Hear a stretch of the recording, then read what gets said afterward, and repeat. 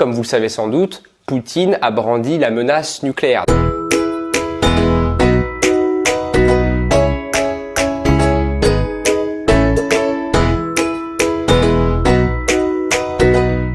Salut tout le monde, dans cette nouvelle vidéo, je voudrais vous apprendre à gérer vos angoisses, à gérer vos peurs face à une actualité qui est toujours de plus en plus inquiétante en ce moment. Avant cela, et comme toujours, je vous invite bien sûr à vous abonner, commenter, liker et partager. Voilà, c'est très important pour moi, pour me soutenir et pour continuer à me motiver à vous faire encore plein d'autres vidéos en psychologie. Comme vous le savez, en ce moment, l'actualité, elle n'est pas vraiment terrible. Donc ça a commencé en 2020 avec le Covid. On a pensé tous que c'était la fin du monde, c'était la pénurie dans les supermarchés, il y a eu le confinement. Ensuite, il y a eu la deuxième, la troisième, puis la quatrième vague, ou peut-être même la cinquième, je ne sais plus exactement à combien de vagues on en est. Et puis là, en ce moment, c'est le tour de la guerre en Ukraine et des pénuries de matériaux et de pétrole qui peuvent vous inquiéter. Alors, dans toutes ces situations un peu catastrophiques et plus qu'incertaines, il est tout à fait normal de ressentir de la peur puisqu'il y a un danger qui nous guette. Bref, comme c'est une période extrêmement anxiogène pour vous et aussi pour moi, je vais tenter de vous donner 5 conseils qui vont, je l'espère, pouvoir vous aider à mieux gérer vos angoisses, à mieux gérer vos émotions. Premièrement, apprendre à distinguer un problème réel et un problème imaginé.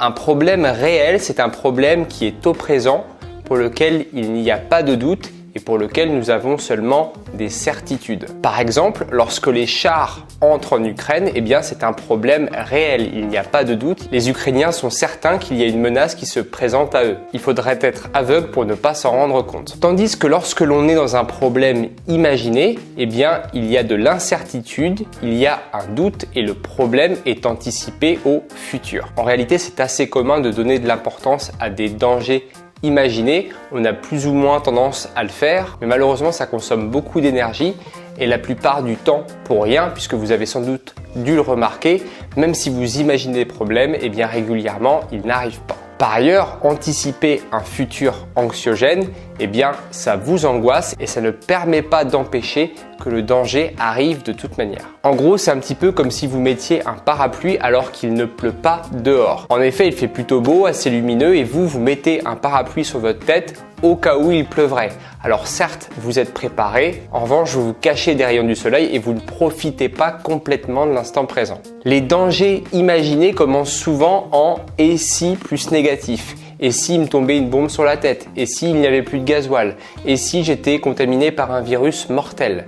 Voilà, donc c'est une petite astuce pour vous pour distinguer problème réel et problème imaginé. Si vous êtes dans le cadre d'un problème imaginé, eh bien évitez de porter un parapluie sur votre tête. Deuxième conseil, vous allez pouvoir vous demander si vous pouvez agir ou pas. Si vous ne pouvez pas agir pour le problème qui vous angoisse, eh bien vous allez devoir rationaliser et patienter. Maintenant, si vous pouvez agir face au problème qui vous angoisse, eh bien vous allez devoir le faire le plus tôt possible, car tant que vous n'allez pas agir, eh bien votre angoisse persistera. Reprenons toujours l'exemple de la guerre en Ukraine. Si vous avez peur d'une attaque nucléaire, eh bien tout simplement formez-vous au survivalisme.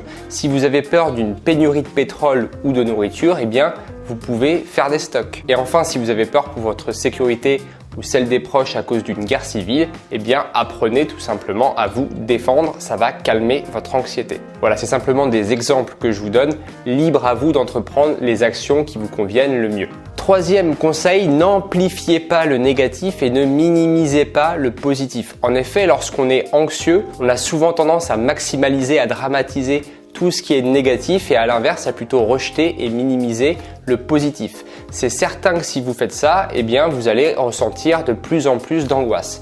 En réalité, comprenez-le bien, le positif a autant d'importance que le négatif. Si vous avez une équité entre le positif d'un côté et le négatif de l'autre, vous allez pouvoir davantage modérer votre angoisse. Comme vous le savez sans doute, Poutine a brandi la menace nucléaire. Donc ça, c'est plutôt quelque chose de négatif. Tandis que de notre côté, on sait également que nous sommes en possession de l'arme nucléaire. Donc ça, c'est le positif. Donc inutile de maximaliser le négatif et de minimiser nos forces pour nous défendre. Voilà, essayez de rester équilibré concernant votre jugement vis-à-vis du négatif et du positif. Quatrième point très important, celui-ci, ne regardez pas les chaînes d'information de manière obsessionnelle.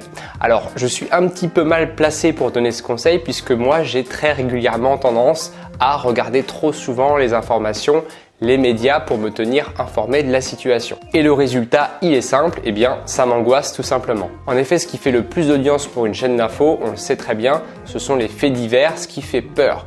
Donc les médias vont avoir tendance à dramatiser, à mettre des titres chocs. Or, comprenez-le, ce qui est véhiculé dans les chaînes info, c'est souvent la réalité qui est dramatisée, qui est exagérée, tout simplement parce qu'ils savent très bien que ça va faire de l'audience. Donc, essayez de réduire le temps que vous passez à regarder les chaînes d'information et vous verrez que votre anxiété va considérablement diminuer.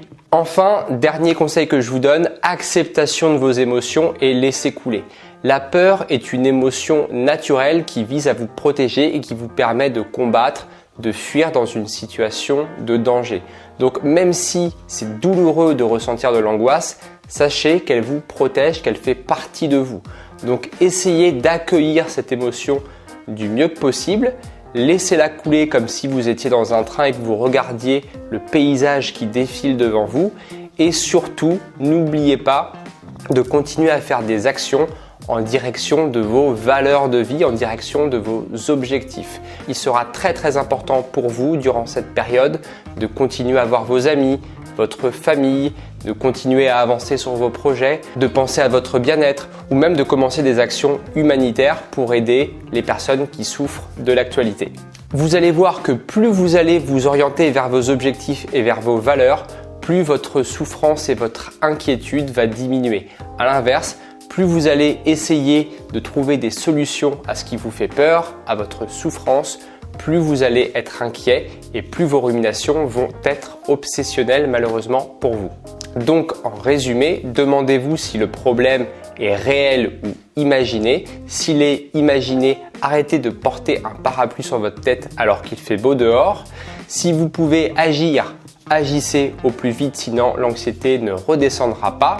N'amplifiez pas le négatif et ne minimisez pas le positif. Essayez de garder un équilibre entre les deux. Quatrième point, ne regardez pas les informations et les médias de manière obsessionnelle. Et enfin, acceptez vos émotions, laissez-les couler et dirigez-vous vers la vie. Voilà, cette vidéo est terminée. J'espère qu'elle vous aura plu et qu'elle vous sera utile pour mieux gérer vos émotions et vos peurs. Bien sûr, comme je l'ai dit en introduction, n'oubliez pas de commenter, de liker et de vous abonner. Et d'ici là, je vous dis à très bientôt pour une prochaine vidéo. Salut!